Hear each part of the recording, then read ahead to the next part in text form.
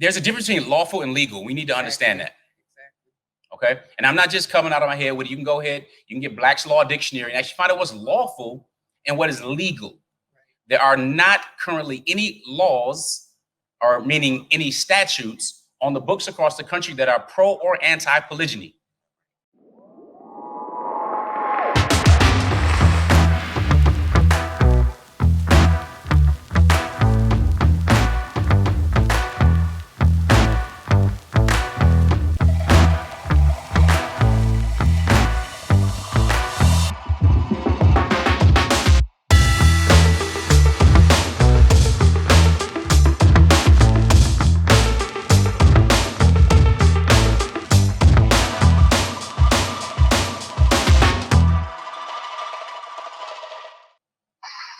Coach Fatimah actually pretty much covered it, but definitely, and you did as well. Pretty much, of course, we're killing Wali, but also just putting it out there, but kind of, like you said, it is difficult right now. It's difficult, but allowing it to be known, and inshallah.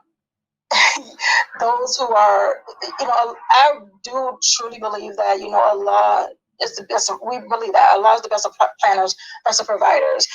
Something we may want right now, it's not for us right now, but inshallah, we make dua, we put it out there, and let it be known. Inshallah, we will get that. So it's just difficult right now, but of course we're trying to segue or make some headway and allowing this to be something that's talked about a whole lot more, and calling the imams and the leaders and everything like that out, just to say, hey, people, this is a form of marriage. It's a form of marriage that people are actually even looking for. So we need to talk about it more and bring it out to the forefront a whole lot more. Inshallah. Any more questions? We running on almost an hour, so I think Maliki is back. Well, there's an order. I'm sorry. I'm gonna let you handle that. Go ahead. Ben, you have a question?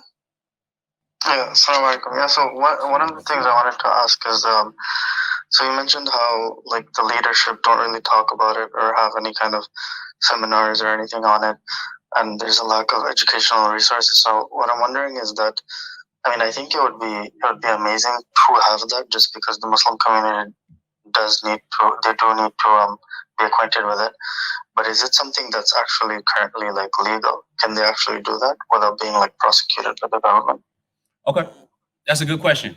The brother asked, I don't know if you heard him clearly on the Facebook and YouTube, but he said, is it actually legal? It's something that's definitely needed. Is it actually legal? Well, here's the thing. There's a difference between lawful and legal. We need to understand that. Okay. And I'm not just coming out of my head with it. You can go ahead, you can get Black's Law Dictionary and actually find out what's lawful and what is legal. There are not currently any laws, or meaning any statutes, on the books across the country that are pro or anti-polygyny.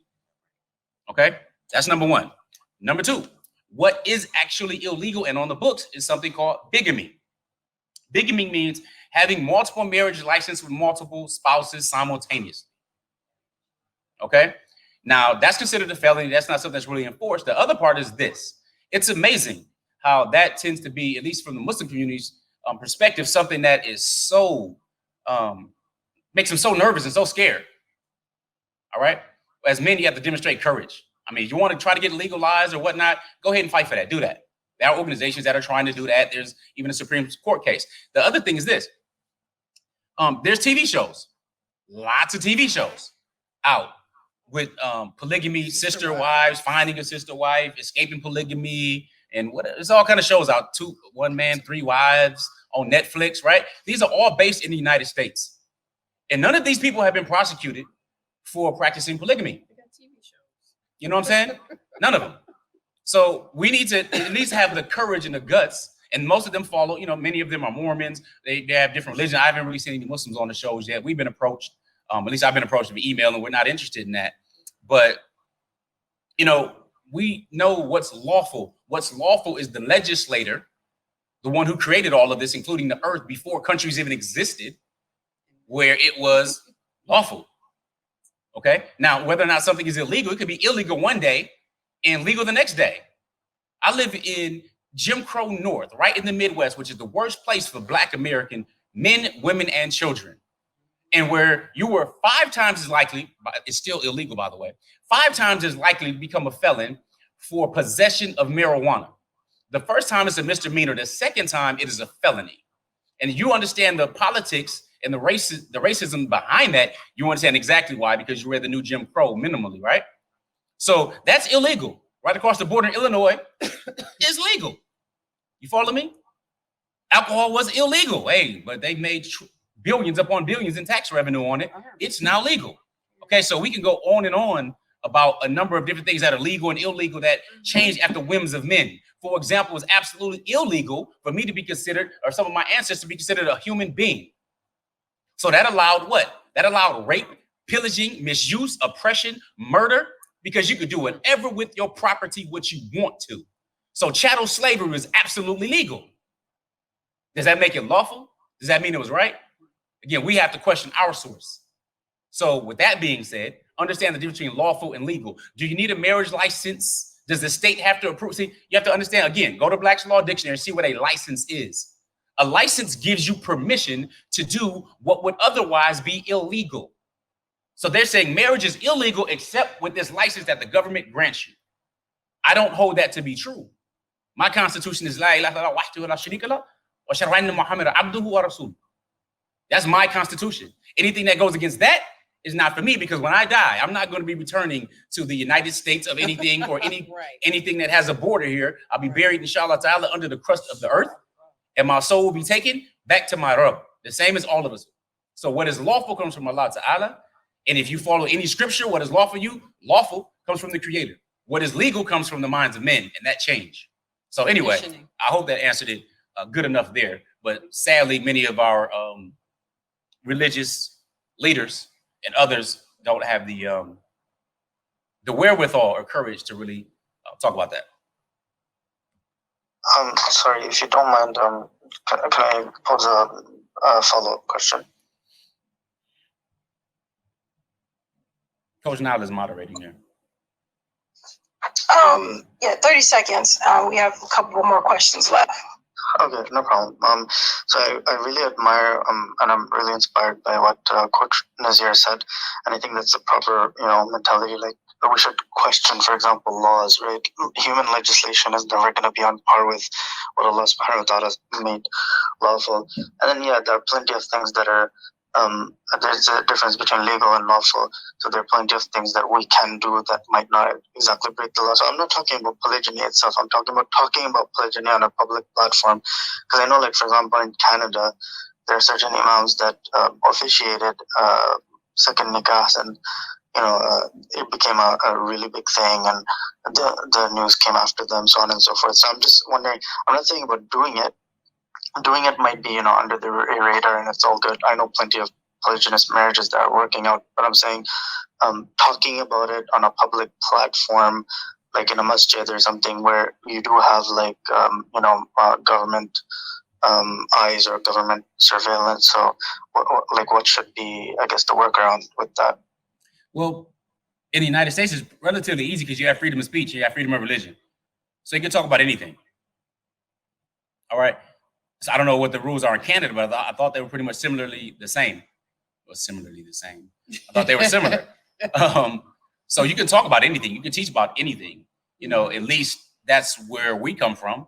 And if you can't teach about that, well, the internet allows you to connect to us from Canada, where we're going to be talking about it anyway. So I don't know about the others, but it goes to their courage and their ability to do so. Sometimes we like to make an excuse or make things bigger than they are. And sadly, we tend to be our own worst enemies when it comes to talking and discussing polygyny. See, people will go out and they'll parade for gay rights and everything else. And this transsexual agenda now, where on their passport application, the U.S. says parent 1, parent 2. No longer says mother and father and things like that, right? And this whole bathroom controversy. And I don't care where you stand on that. It really doesn't matter to me. But it's amazing that you will see people of my same faith going and promoting it and being okay with that. But when it comes to polygyny, and they say, I'm not gay, so it really doesn't matter. So I can go ahead and go my support there. Well, over here, polygyny is something that's legislated by Allah Ta'ala, and there be an issue. That's, you know, you have to work on your humanity and find what the problem is up in there.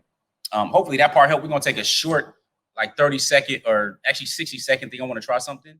Before you skip this ad, my wife and I have something very important to ask you. And I'm Coach Nazir, by the way. And I'm his wife, Coach Fatimah. And I am also his wife, Coach Nyla. Do you desire more vibrancy and emotion in your relationships? Are you okay with just being satisfied or settling?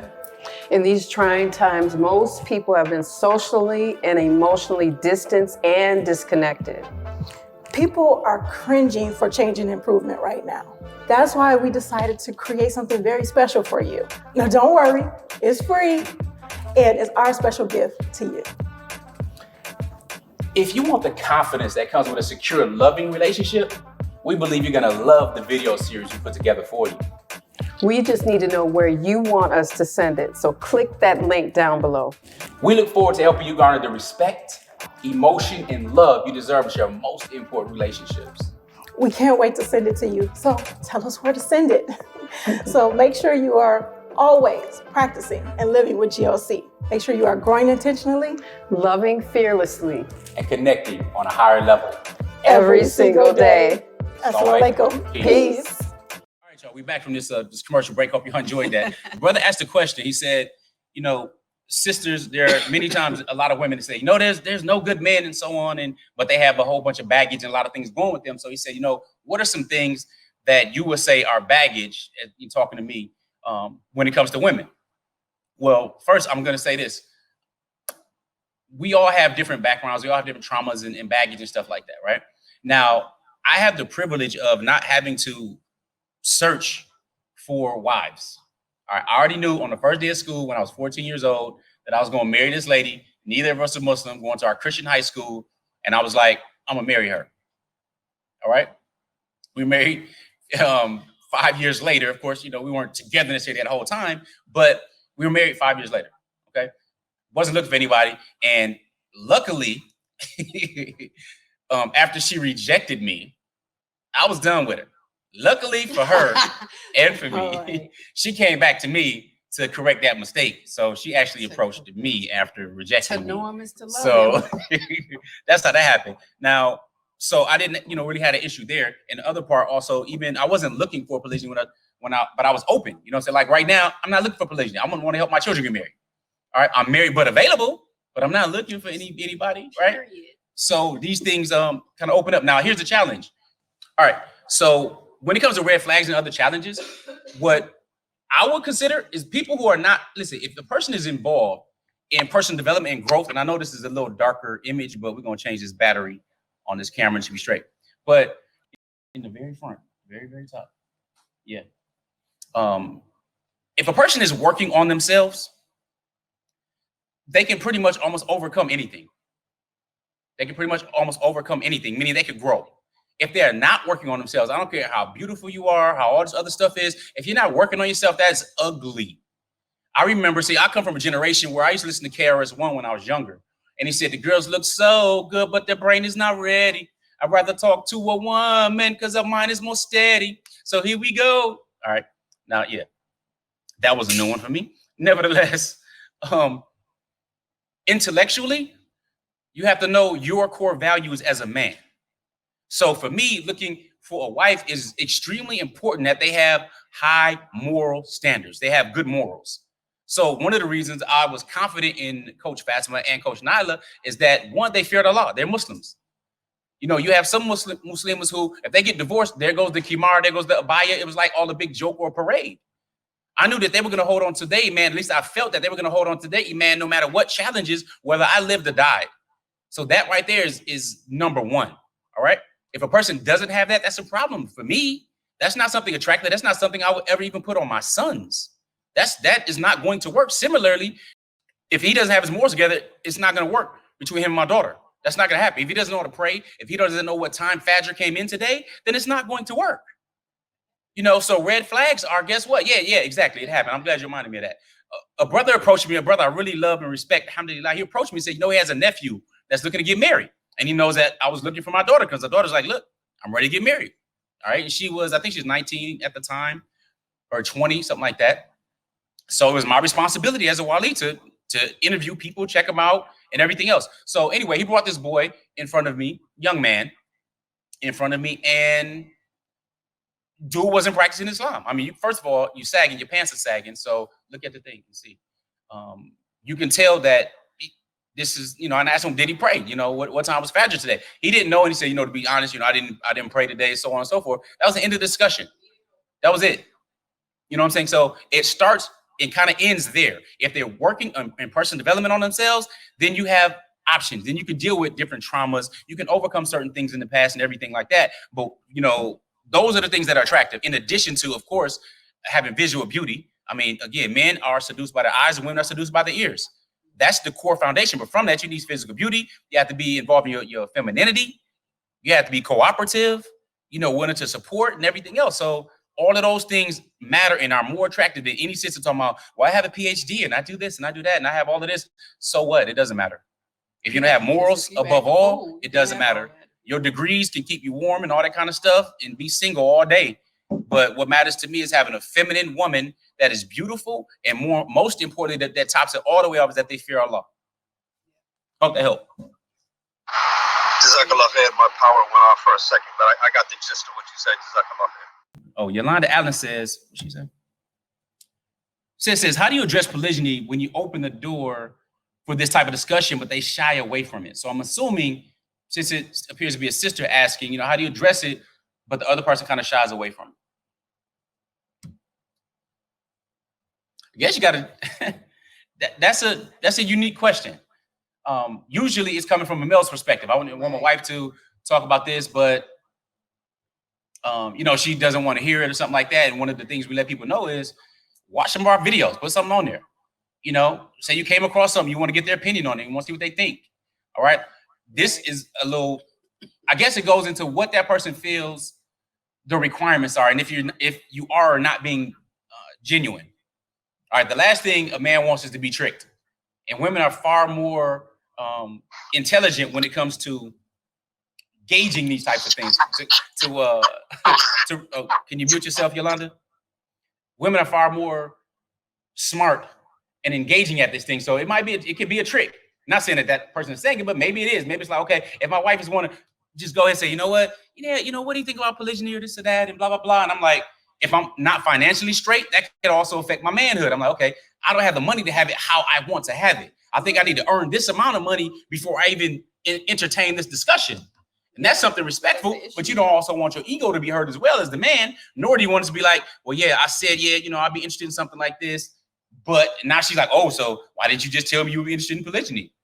You know what I'm saying? So maybe you could clarify a little bit more since I noticed you came on Clubhouse, sis, if that's what you meant.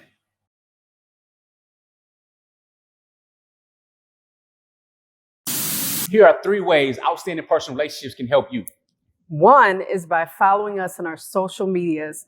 Follow us on IG at Outstanding Relationships and on Facebook and YouTube at Outstanding Personal Relationships. And make sure you subscribe and hit that notification bell. Number 2, make sure you head over to outstandingpersonalrelationships.com and subscribe to the email list. From there, you will get downloads as well as updates, any and all updates. And you also get an update on the release of our new book, Let's Talk Polygyny, Uncensored. Number 3, if you are serious about polygyny relationships and really developing fulfillment and happiness, make sure you register for our Relationship Mastery Inner Circle, which is members only, which includes downloads, it includes access to us live on a weekly basis. So that's at outstandingpersonalrelationships.com/RM. We'll see you soon. Assalamu alaikum. Peace.